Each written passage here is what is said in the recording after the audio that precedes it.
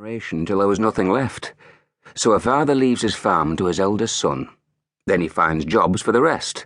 If possible, he tries to find each a trade. He needs lots of favours for that. The local blacksmith is one option, especially if the farm is big and he's given the blacksmith plenty of work. Then it's odds on that the blacksmith will offer an apprenticeship, but that's still only one son sorted out. I was his seventh, and by the time it came to me, all the favours had been used up. Dad was so desperate that he was trying to get the Spook to take me on as his apprentice. Or at least, that's what I thought at the time. I should have guessed that Mam was behind it. She was behind a lot of things. Long before I was born, it was her money that had bought our farm. How else could a seventh son have afforded it? And Mam wasn't county. She came from a land far across the sea. Most people couldn't tell, but sometimes, if you listened very carefully, there was a slight difference in the way she pronounced certain words. Still, don't imagine that I was being sold into slavery or something. I was bored with farming anyway, and what they called the town was hardly more than a village in the back of beyond. It was certainly no place that I wanted to spend the rest of my life. So in one way, I quite liked the idea of being a spook. It was much more interesting than milking cows and spreading manure. It made me nervous, though, because it was a scary job. I was going to learn how to protect farms and villages from things that go bump in the night. Dealing with ghouls, boggarts, and all manner of wicked beasties would be all in a day's work. That's what the Spook did, and I was going to be his apprentice. "How old is he?" asked the Spook. "He'll be 13 come August. Bit small for his age. Can he read and write?" "Aye," Dad answered. "He can do both, and he also knows Greek. His mam taught him, and he could speak it almost before he could walk."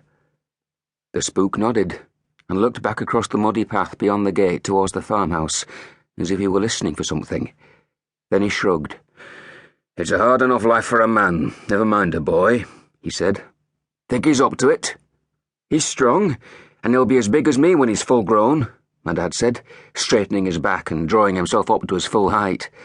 That done, the top of his head was just about level with the Spook's chin. Suddenly the Spook smiled. It was the very last thing I'd expected. His face was big and looked as if it had been chiselled from stone. Until then, I'd thought him a bit fierce. His long black cloak and hood made him look like a priest, but when he looked at you directly, his grim expression made him appear more like a hangman weighing you up for the rope. The hair sticking out from under the front of his hood matched his beard, which was grey, but his eyebrows were black and very bushy. There was quite a bit of black hair sprouting out of his nostrils, too, and his eyes were green, the same colour as my own. Then I noticed something else about him. He was carrying a long staff. Of course, I'd seen that as soon as he came within sight, but what I hadn't realised until that moment was that he was carrying it in his left hand. Did that mean that he was left-handed like me? It was something that had caused me no end of trouble at the village school. They'd even called in the local priest to look at me, and he kept shaking his head and telling me I'd have to fight it before it was too late. I didn't know what he meant. None of my brothers were left-handed, and neither was my dad.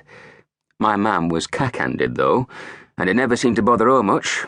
So when the teacher threatened to beat it out of me and tied the pen to my right hand, she took me away from the school, and from that day on, she taught me at home. "How much to take him on?" my dad asked, interrupting my thoughts. Now we were getting down to the real business. 2 guineas for a month's trial. If he's up to it, I'll be back again in the autumn, and you'll owe me another 10. If not, you can have him back, and it'll be just another guinea for my trouble. Dad nodded again, and the deal was done. We went into the barn, and the guineas were paid, but they didn't shake hands. Nobody wanted to touch a Spook. My dad was a brave man just to stand within 6 feet of one. "I've some business close by," said the Spook, "but I'll be back for the lad at first light. Make sure he's ready. I don't like to be kept waiting." When he'd gone, Dad tapped me on the shoulder. "It's a new life for you now, son," he told me. "Go and get yourself cleaned up. You're finished with farming."